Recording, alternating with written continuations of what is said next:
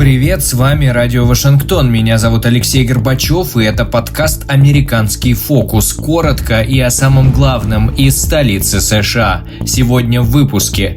Уникальная бомба. Только США обладают оружием, способным разрушить подземный ядерный объект в Иране. Трамп поставил ультиматум. У Ирана есть 2 недели для дипломатического разрешения конфликта. Как реагируют на ситуацию с Ираном и заявления Трампа простые американцы? Расскажем о свежих соцопросах. США и Иран были союзниками до 1979 года. Историческая справка «Радио Вашингтон». Ровно 10 лет назад Трамп пообещал сделать Америку снова великой. Обсуждаем в интервью с бывшим руководителем Международного фонда гражданских свобод Александром Гольдфарбом. Сначала коротко о главном. Напряженность на Ближнем Востоке резко возросла после начала военной операции Израиля на прошлой неделе, которая включала авиаудары по ядерным объектам Ирана.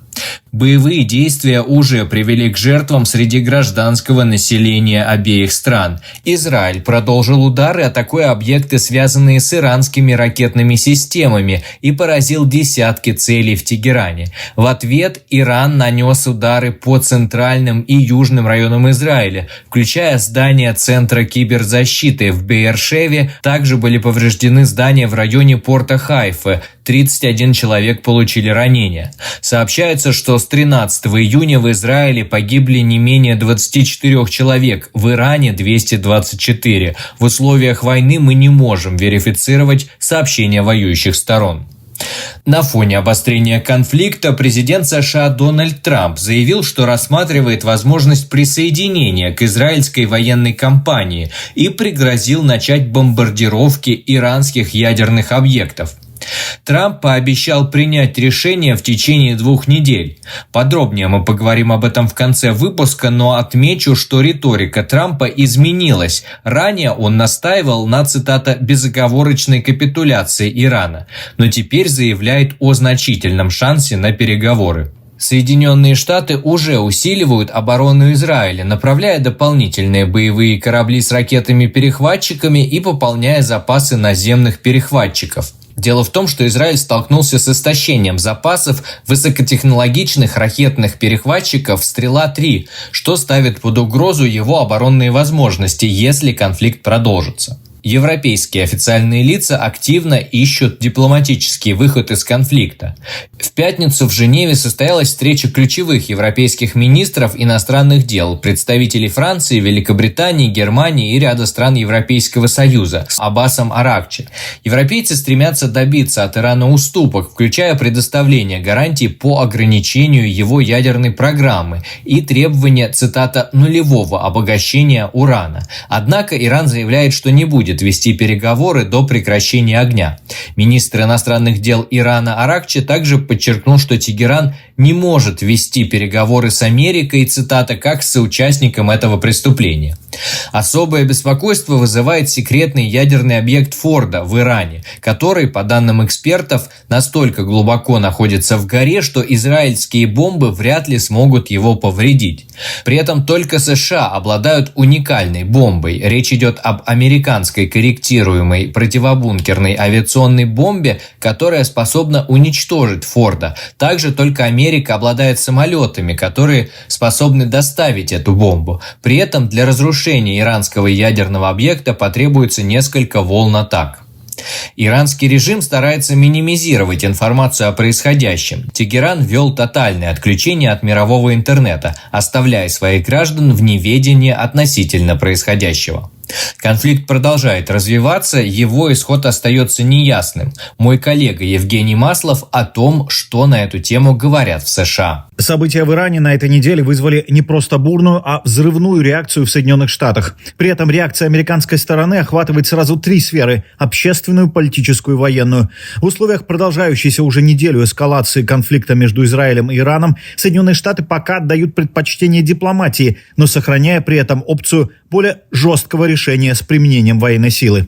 Президент США Дональд Трамп дал понять, что у Ирана есть 2 недели для поиска дипломатического разрешения конфликта. В противном случае, по его словам, американский ответ будет жестким. Речь идет как о возможности авиаударов по ядерной инфраструктуре Ирана, так и о санкционном давлении. При этом экономические меры уже вступили в силу. Министерство финансов США расширило санкции против Ирана. В санкционный список были добавлены новые лица и организации в рамках программ, направленных на предотвращение распространения оружия массового уничтожения и поддержки террористических структур, связанных с Ираном. Отмечается, что санкции направлены на нарушение финансовых каналов поддержки Ирана, особенно в сфере нефтяного экспорта и военных технологий. Это, по мнению аналитиков, ознаменовало возвращение к политике максимального давления. Тем временем в американском Конгрессе усиливаются разногласия. Демократы настаивают на деэскалации, на том, чтобы любые военные действия были одобрены законодательно. Республиканцы, в свою очередь, делают упор на то, что президент имеет право действовать без дополнительного мандата в условиях угрозы национальной безопасности. На этой неделе также была заметна активность в регионе американских военных. Пентагон усилил военное присутствие в Персидском заливе. В зону конфликта направлен авианосец Джеральд Форд, а также стратегическая авиация и комплексы противоракетной обороны. Вместе с этим началась эвакуация части персонала из американских посольств в регионе. Израиль при этом, начав активную фазу, по сообщениям СМИ, действует при поддержке разведывательной информации от США, хотя официального участия Вашингтона в этих ударах пока нет. Иранская тема на этой неделе явно доминировала в американских средствах массовой информации. Аналитики предупреждают, что эскалация военного конфликта может привести к затяжной нестабильности на Ближнем Востоке. При этом консервативные издания выражают поддержку администрации Трампа, акцентируя внимание на ядерной угрозе со стороны Ирана. Мнения в американском обществе заметно разделились. Согласно последним опросам, более половины сторонников республиканцев поддерживают силовое давление на Тегеран. Среди демократов лишь четверть независимые избиратели, расколоты приблизительно поровну. Ряд экспертов отмечают, что поляризация мнений по иранскому вопросу в США является отражением внутренних политических противоречий в Америке. При этом многие делают акцент на то, что иранский кризис может стать своего рода лакмусовой бумажкой для американского общества в вопросах внешней политики при новой администрации Белого дома. Вы слушали моего коллегу, корреспондента радио Вашингтон Евгения Маслова с репортажем о реакции США на происходящее между Ираном и Израилем. Подробнее о том, как реагируют на ситуацию с Ираном и заявления Дональда Трампа простые американцы, расскажет ведущая радио Вашингтон Ксения Туркова, которая изучила данные самых свежих социологических опросов. Многие сторонники Дональда Трампа апеллируют к его установке «Америка превыше всего» и его обещаниям не втягивать США в бесконечные войны. Последние опросы подтверждают, американцы в целом одобряют действия Израиля в отношении Ирана, но это не значит, что такое же одобрение заслужили бы действия США. Компания Greyhouse проводила опросы среди сторонников Трампа. На вопрос «Вы поддерживаете недавние военные удары Израиля по ядерным объектам и военным целям Ирана?» в общей сложности 83% опрошенных ответили утвердительно, 67% горячо поддержали действия Израиля, 16% сказали, что скорее их поддерживают. Еще один опрос показывает, что американцы согласны с Трампом в вопросе о том, насколько важно предотвратить приобретение Ираном ядерного оружия. 84% респондентов, опрошенных в рамках национального опроса, опубликованного Институтом Рональда Рейгана, заявили, что предотвращение приобретения Ираном ядерного оружия чрезвычайно важно для безопасности и процветания США. Эти данные были впервые обнародованы в минувший вторник телеканалом Fox News. Также 75% респондентов считают, что потенциальная война между Китаем и Тайванем имеет важное значение для безопасности США, а незаконная иммиграция через южную границу отстала на 1 пункт и составила 74%. При этом более половины американцев, поддержавших Дональда Трампа на президентских выборах прошлого года, не считают, что вооруженные силы США должны вмешиваться в конфликт между Ираном и Израилем.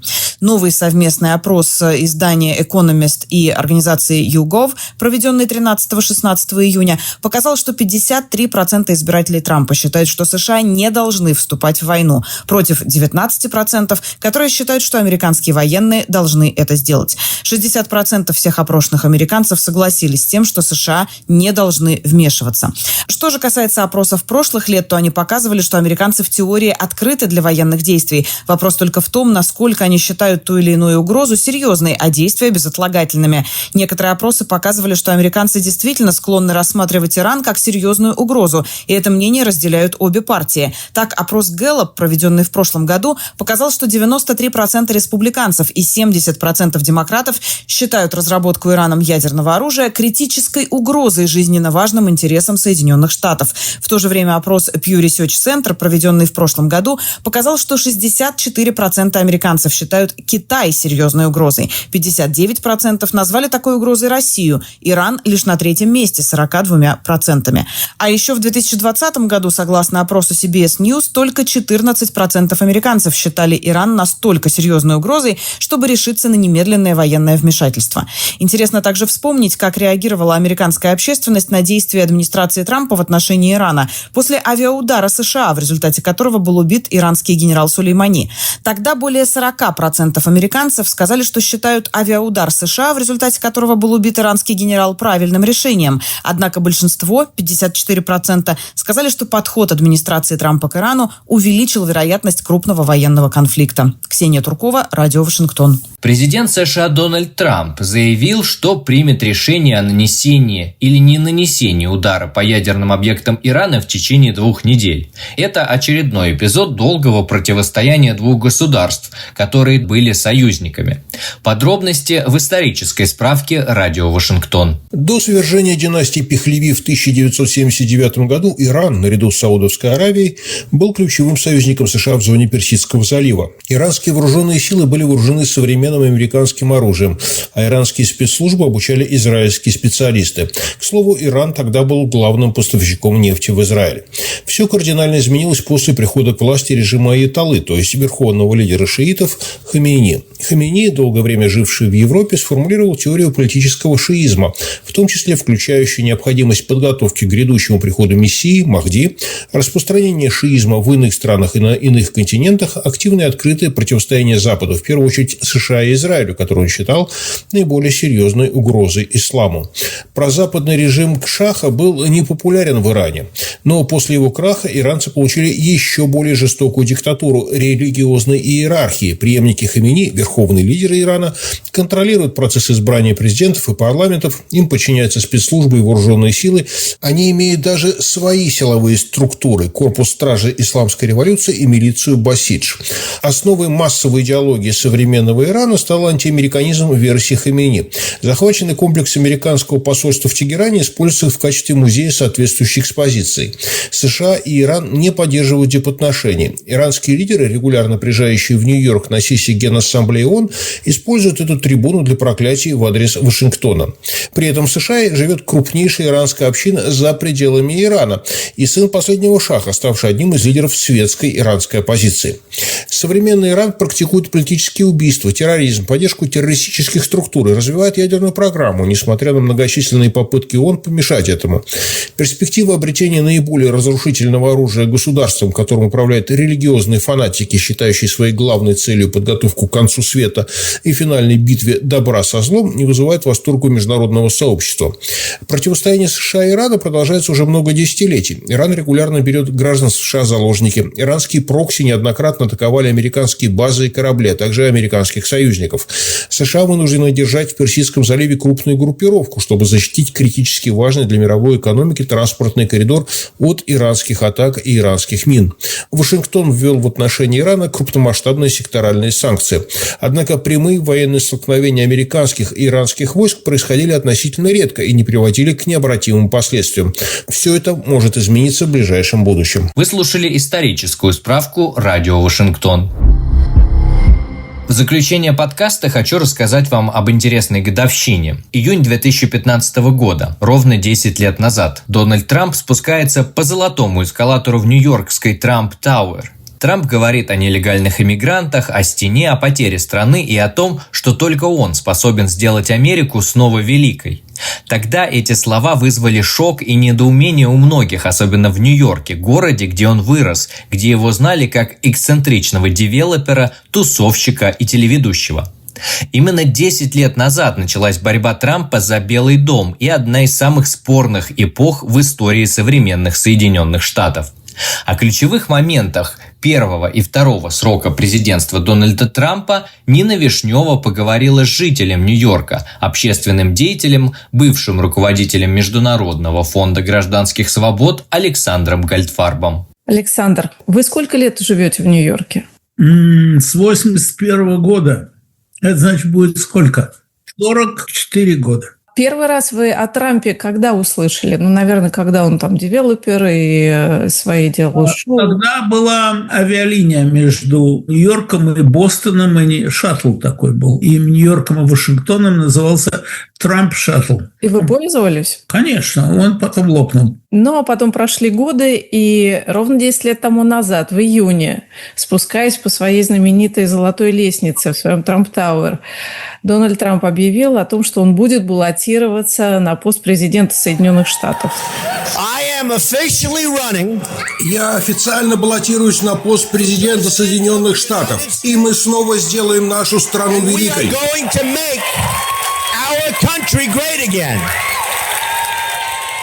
Я никогда не верил, что он сможет стать президентом, потому что, как и большинство людей, окружавших меня, я думал, что это шутка. Он не производил впечатления серьезного человека. До этого он был демократом, он перекрасился в республиканцы, и я, как и все окружающие, был в полном недоумении, что произошло, когда объявили, что он победил. Я хочу последние события затронуть. Израильско-иранский конфликт, назовем его так. Как Дональд Трамп может повлиять на этот конфликт? Потому что мы знаем уже, как он в кавычках повлиял на войну России против Украины. Примерно так же? Или здесь все-таки другая история? Я думаю, что здесь несколько другая история, потому что у него в окружении довольно много сторонников Израиля, даже очень активных сторонников Израиля, и среди его доноров. Одно из крыльев его антуража – это серьезные люди, которые серьезно относятся к Израилю, с одной стороны. С другой стороны, его идеология, провозглашенная, идеология МАГА, которая расшифровывается как «Make America Great Again», первым пунктом ее – это «Америка превыше всего», и она основана на изоляционизме, на том, что Америка не должна больше служить проводником определенной идеологии на всем земном шаре, что было последние 100 лет, на самом деле, со времен, по-моему, Вудро Уилсона, декларирована роль Америки, самопровозглашенная, о том, что Америка, по сути, несет ответственность за события, происходящие в разных концах света со времен Первой мировой войны. Вот этот изоляционизм, он очень важен для трампистов. И вот теперь Трамп расколот. В отношении Украины этого нет, потому что здесь нету никого, или очень мало людей, которые лоббировали бы интересы Украины. И те, которые это делают это не из соображений лояльности, как к Израилю, как из соображений геополитических, а геополитика мало кого волнует в массовом смысле. Короче говоря, его движение расколото, и его тянут в разные стороны. Это первое. Второе, как говорят наши многие соотечественники, здесь не все так однозначно. То есть непонятно на самом деле, к чему приведет это вмешательство. Потому что считается, что американцы придут, все разбомбят, и на этом дело закончится. Но здесь есть горький опыт 3 предыдущих вмешательств американских в мировые дела. Это война в Афганистане и война в Ираке, и вмешательства в Ливии, которые закончились весьма плачевно для Америки. Они закончились проигрышем. И каждый раз, когда несколько президентов, начиная, по-моему, даже с Буша-старшего, и Клинтон, который бомбил Югославию, и Обама, и Буш-младший, они все обещали быструю победу и триумф. Закончилось все это многими десятилетиями конфликта, десятками, если не сотнями миллиардов долларов, сотнями тысяч жертв и так далее. Это одна сторона дискуссии, которая идет очевидно вокруг Трампа. Вторая сторона – это насколько действительно эффективно являются эти самые бомбы, о которых идет речь. Есть некая неопределенность в этом вопросе, и идеологически психологическое, и фактическое, и Трамп колеблется. Но здесь надо процитировать самого Дональда Трампа. Я могу это сделать, я могу и не сделать. В смысле, никто не знает, что я собираюсь сделать. Но если-таки он не влезет, Трамп, в этот конфликт и не поможет Израилю сделать то, что, я думаю, Израиль на самом деле хочет сделать, а именно сменить режим в Иране, для чего потребуется присутствие американских солдат там, то есть это на много месяцев операция. Я помню, когда готовили операцию «Буря в пустыне», вот вторжение в Ирак, они несколько месяцев возили туда десятки тысяч американских солдат и размещали их по периметру вокруг Ирака, прежде чем они туда вошли. Там есть, правда, американские базы. Там сейчас находится, насколько я помню из прессы, где-то 35 тысяч американских солдат по периметру Ирана. Достаточно ли это или недостаточно для вторжения, я не знаю. Но думаю, что недостаточно, потому что когда вторгались в гораздо меньший по размеру Ирак, там их, по-моему, было тысяч под 90 или под 100 туда навезли. Поэтому даже вместе с Израилем я не думаю, что Америка готова к серьезной наземной войне на чужой территории. Хочу задать вам вопрос об иммиграции. Собственно, на проблеме нелегальной иммиграции, на этой теме Дональд Трамп фактически построил свою избирательную кампанию, он много времени этому уделял.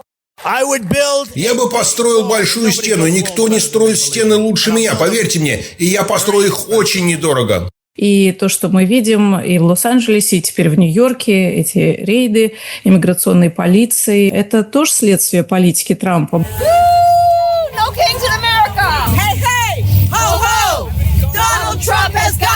Более того, мы видели несколько недель тому назад, как скручивали руки мэру Джерси-Сити.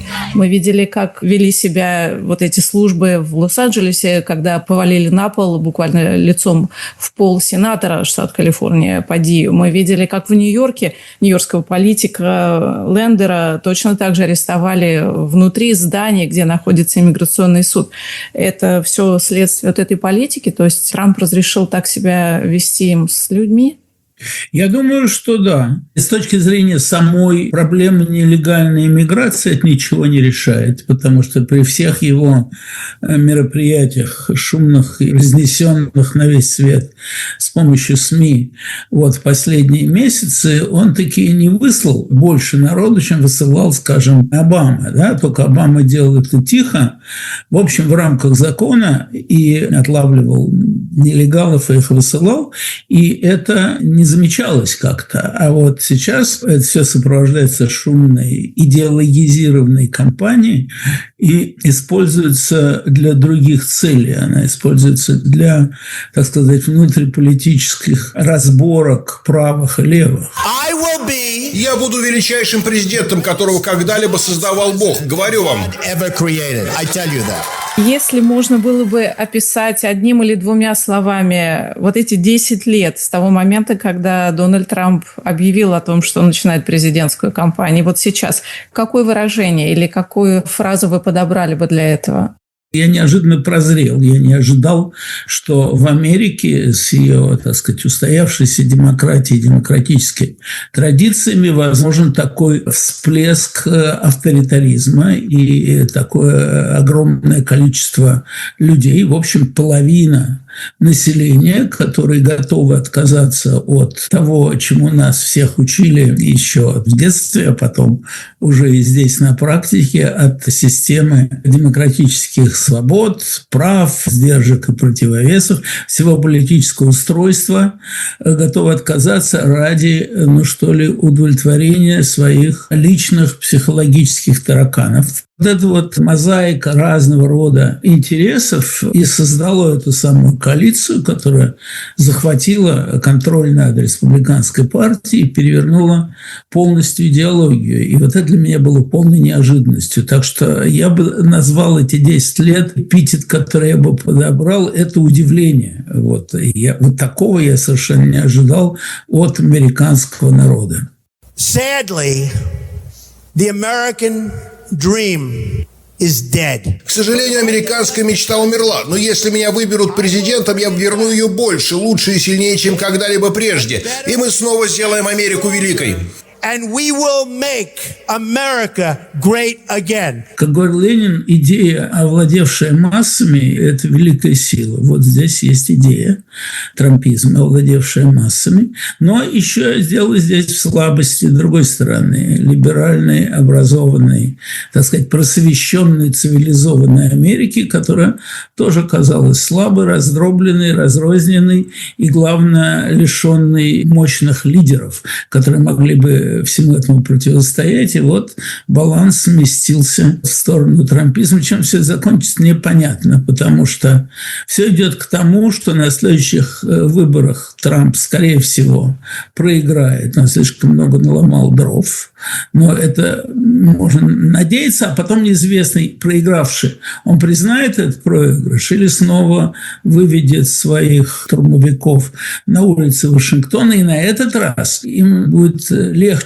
устроить переворот по сравнению с тем, что было, когда он проиграл выборы первый раз. Потому что сейчас у него под контролем все силовые структуры.